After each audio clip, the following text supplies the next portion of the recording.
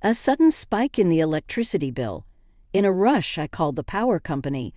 An employee comes over and, with a puzzled look, says, "Did you notice this wire before?" When Bob and I rush over, the employee gently moves a potted plant nearby to give us a clearer view from our outdoor outlet. A strange wire extended, leading towards my in-laws' house. "Do you know anything about this wire?" Bob and I exchanged glances at the employee's question. We're probably both thinking the same thing. "Hey, Bob, could this be?" "Yeah, no doubt about it. This is why our electric bill went through the roof." Bob almost instinctively reaches for the outlet and swiftly unplugs the wire. The very next moment, a sharp scream echoes from my in-laws' direction. What? It's probably my mother-in-law's. Soon after, I hear some hysterical muttering. The voice grows louder, coming from behind their door and heading our way. Suddenly, my mother-in-law bursts out from the bushes. "My name is Mary Johnson, a 32-year-old stay-at-home mom. My hobby is trying out limited-time desserts. I always gather information about desserts either through friends or by doing my own research. Bob, my kind husband, always supports my hobbies. I've known Bob, who's the same age as me, since college. From the time we met up until now, I've always adored his consistent kindness. By the way, I also had a deep fondness for my in-laws who raised such a wonderful man." Many of my married friends often complain about issues with their mothers-in-law. I've even heard stories about marriages ending due to issues with the mother-in-law, but thankfully such tales have nothing to do with our household. My mother-in-law, like me, is a fan of desserts. Whenever I bring her a recommended treat, she's always delighted.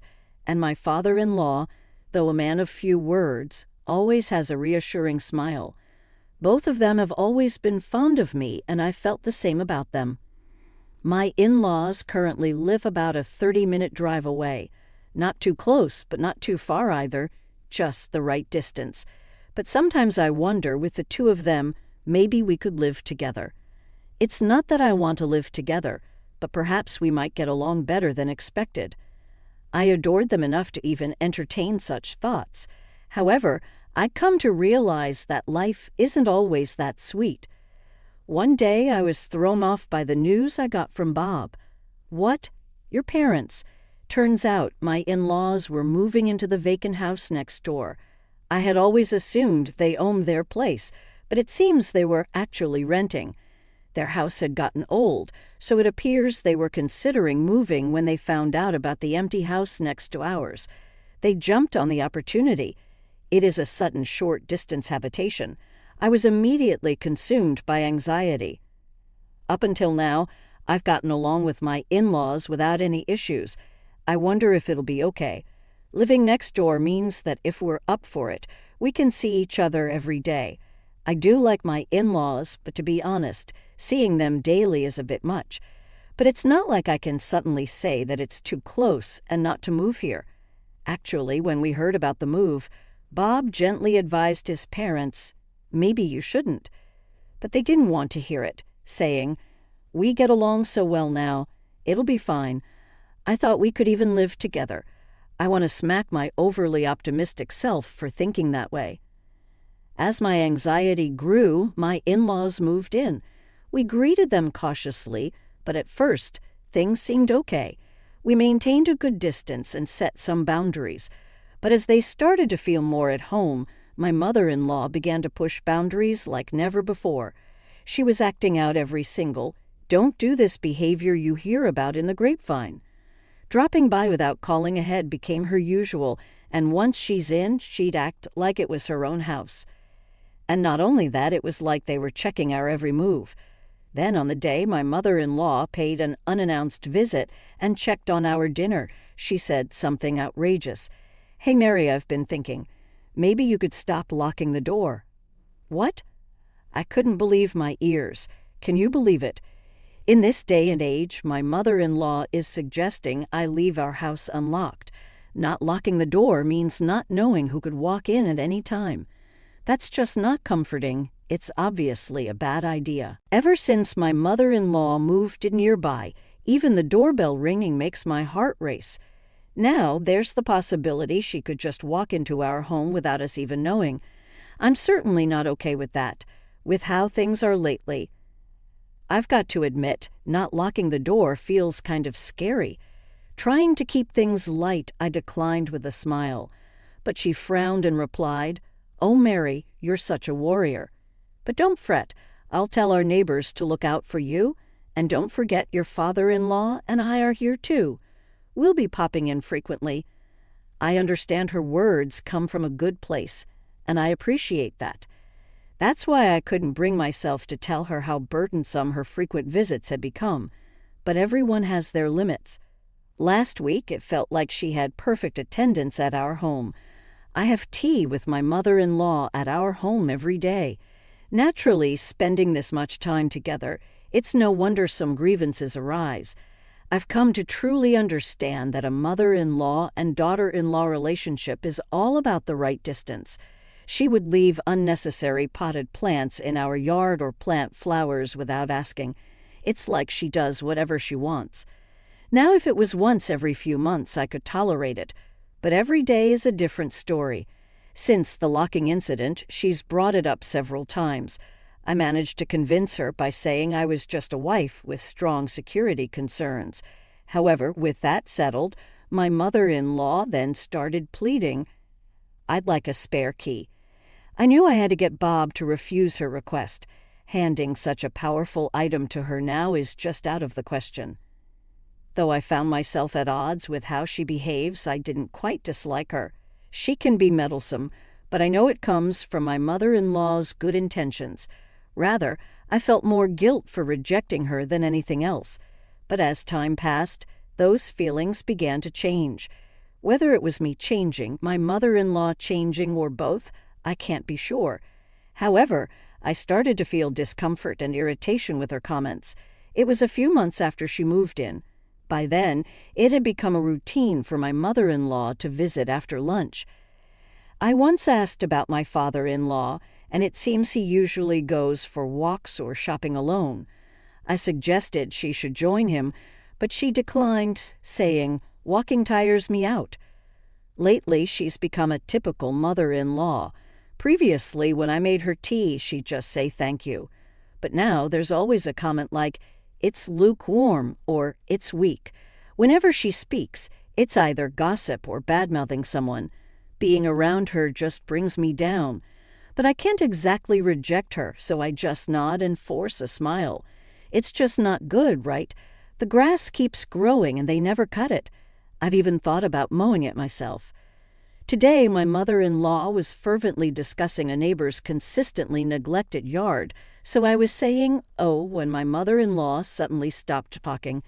I instinctively followed her gaze to the bookshelf. Did she find a book that piqued her interest? It'd be peaceful if we could just read together. "Did you find a book you're interested in?"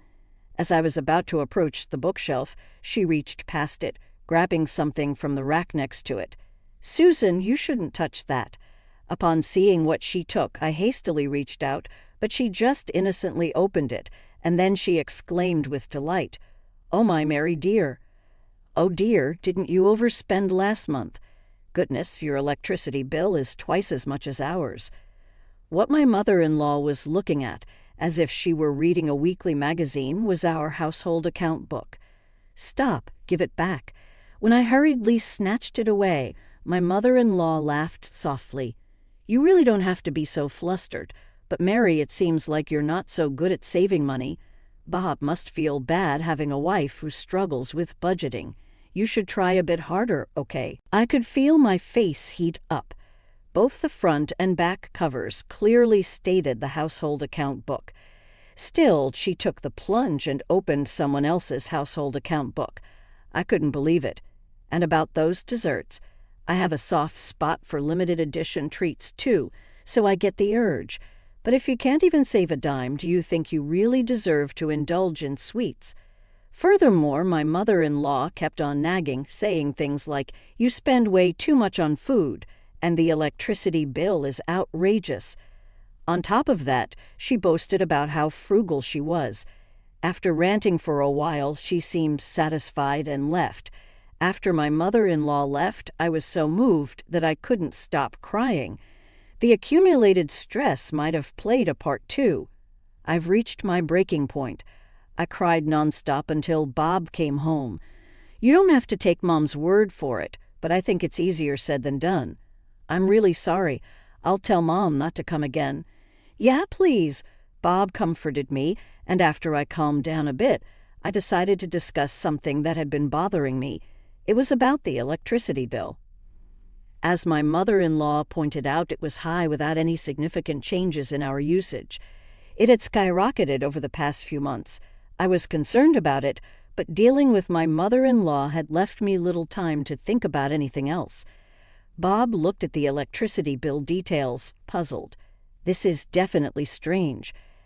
I know, right? The next bill is coming soon, isn't it? If it seems off, we should give the electric company a call. A few days later, a bill arrived charging us an astonishing $1,300 more than double our usual amount. Feeling that something was amiss, we hurriedly decided to have someone from the electric company come over. The electric company's technician took a detailed look around. Then he pointed out something peculiar and called us over. Did you know about this wire? As Bob and I approached, the technician gently moved a potted plant to make it visible to us. It was hidden by the long leaves, but there was an external outlet there we'd forgotten about since we'd never used it since building the house. From that outlet, as the technician mentioned, a wire extended, leading towards my in-laws' house. Do you know anything about this wire? At the technician's question, Bob and I exchanged glances. We were both likely thinking the same thing. Hey, Bob, could this be? Yeah, no doubt about it. This is the reason our electric bill shot up. To be sure, we followed the wire with the technician, pushing through bushes and tall weeds. Sure enough, the wire led to my in-laws' storage shed. We couldn't see where it connected from here, but it was clear that it had something to do with the in-laws' house. The technician, with a stern look, asked, Do you want me to call the police? No, we might have to, but let's talk it out first. This house belongs to our parents, after all. The worker initially looked tense, suspecting theft of electricity. But upon realizing it was a family home, his expression softened with relief. Oh, I see. I'll be on my way then. Yes, thank you for taking the time to come out here. We really appreciate it. We walked him out to his vehicle and saw him off. After he left, we turned to each other, deep in thought. Bob sighed heavily, cradling his head in his hands. I'm sorry for having a mother like that. It's hard to say, don't worry about it. What are we going to do next? If it's like any other day, Bob's parents are probably home right now. Should we confront them directly, or should we come up with a plan first? Bob, with his hand covering his mouth, started walking towards the external outlet. Thanks to the employee who had moved the potted plant aside earlier, the outlet was clearly visible. Come to think of it, perhaps his mother purposely placed the potted plant here to hide this outlet. Though I hate to suspect, I couldn't think of any other reason. I wonder what this is connected to. Suddenly, Bob reached out and swiftly unplugged the wire. Wait, is it okay to unplug that? I just unplugged it. Thinking of them calmly stealing our electricity all this time makes me so angry. Anyway, we have the employee as a witness. I won't let them make any lame excuses. If need be, we have that as well. That's true. I nodded in agreement. Suddenly, a high-pitched scream rang out from Bob's parents' house. Probably my mother-in-law's. Moments later, hysterical muttering was heard. The voices came out of their door and started heading in our direction. And then, with great momentum, mother-in-law burst out from behind the hedge. What she must not have expected anyone to be there. When mother-in-law saw us, she let out a deeply surprised voice. No, I'm surprised you guys. What are you doing in a place like that? She snapped at us. So I puffed up my chest and responded, Susan, do you have some business in our yard? You seemed pretty flustered, didn't you? Well, that's... She looked away, visibly uncomfortable. Beyond her, Bob was holding onto the removed wire firmly. When my mother-in-law exclaimed, "Oh," she tried to snatch it from Bob's hand. Bob twisted away, hiding the wire behind his back. "Hey, what are you doing?" "No, that's what I should be asking you." Bob thrust the wire in front of her face and said, in a deep, serious voice, "This was plugged into our outlet, you know," emphasizing the "er." My mother-in-law's eyes darted around for a moment. Then she looked upwards defensively. "So what? Do you know where this wire goes?" "I have no idea. Just plug it back in now." "Things are a mess here since you pulled it out," she said, panicked. How can she ask to plug it in without even knowing where it's connected to? Plus, she's basically admitting she suffered because it was unplugged. It's almost like she's confessing that she did it, but my mother-in-law didn't seem the least bit guilty. She was just completely panicked.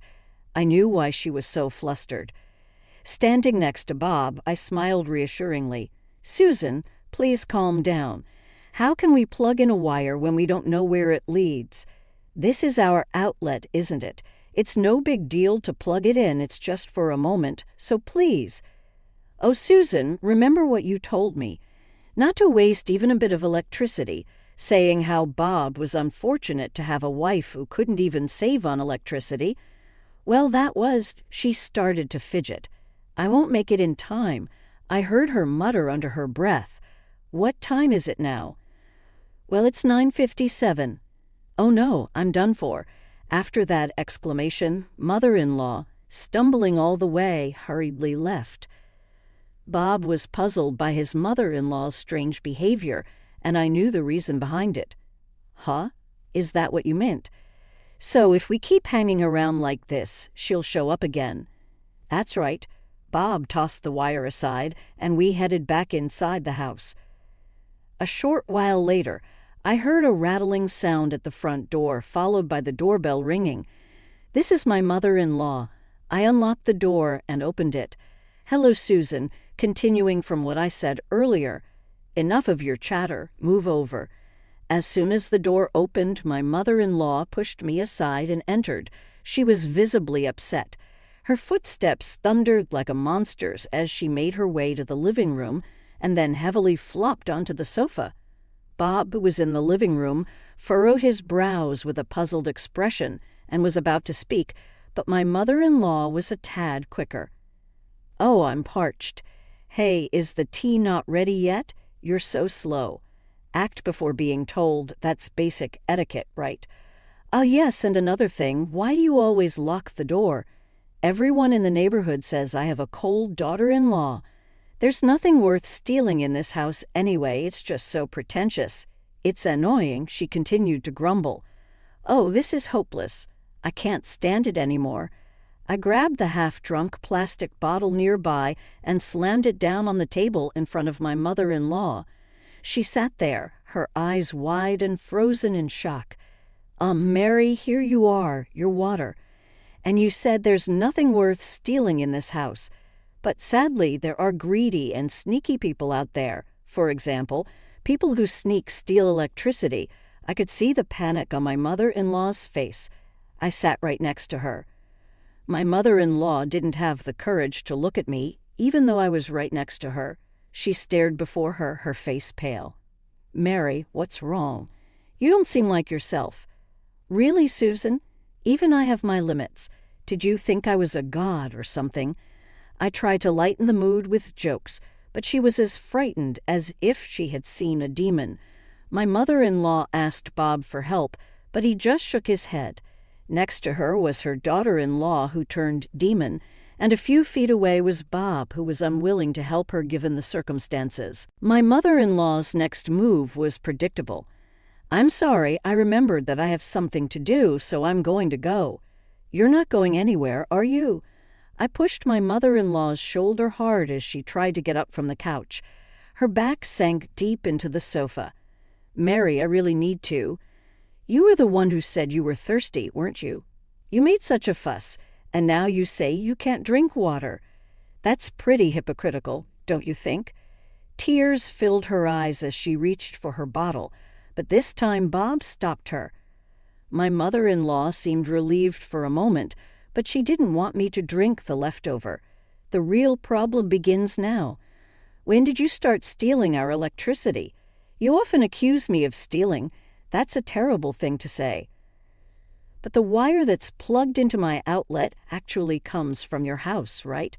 My mother-in-law couldn't come up with a good excuse, and she opened and closed her mouth several times, wondering if she could somehow bluff her way out of the situation. To be honest, she has no way out of this situation. Is she stupid? All she has to do now is admit it and apologize. I thought so. But it seemed like fate had thrown my mother-in-law a lifeline. The doorbell rang. So when I went to see it, it was my father-in-law. Is Susan here? Apparently, my father-in-law had gone out for a bit of shopping. When he returned home, the front door was not locked, and the TV was still on, but his wife was nowhere to be seen. He must have been worried.